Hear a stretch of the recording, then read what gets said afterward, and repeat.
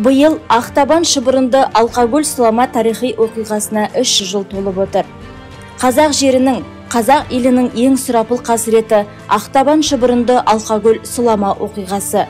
1723 жылдың көктемінде қазақ елінің қасшауы жоңғарлардың 7 түмен әскерімен басып кірген еді. Бейбіт өмір сүріп жатқан халықты талан-таражға салып, азық-түлік, мал-мүлкін тартып алуды көздеді. Қысты әрең қыстап шыққан қазақтар шетінен қырғынға ұшырады. Барлық қазақ жан-жаққа тарап, кейбірі Самарқандта, кейбір тайпа рулар Қызылқұмға, Қарақұмға өтеді. Тарихта бұл оқиға Ақтабан шұбырынды алқакөл сылама деп аталады. Шапқыншылықтан, аштықтан қазақ халқы 3-тен 2 бөлігінен айырылды. Осы кезеңдегі халықтың тартқан қасіретінен Елімай әні өмірге келген.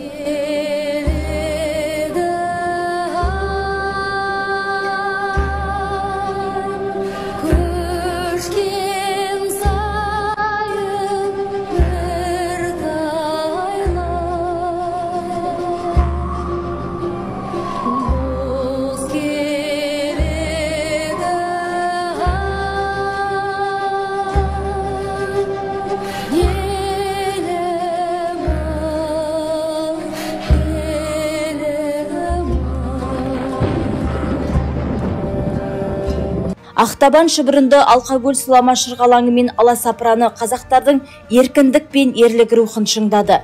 Ұлт перзенттері бардың басын қосып, халық бірікпей тірлік болмайтынын түсінді.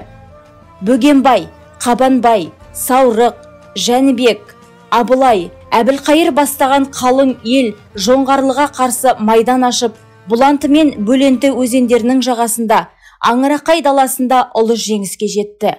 Ақтабан шұбырынды алқакөл сылама қазақ халқының есінде ұлы қасірет болып, мәңгі тарихта қалады.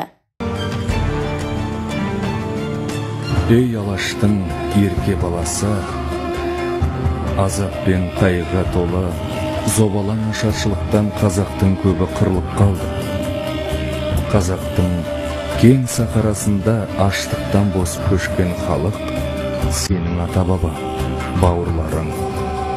Сен сол қасірет көшінен аман қалған адамдардан тараған ұрпақ екеніңді ұмытпағайсың.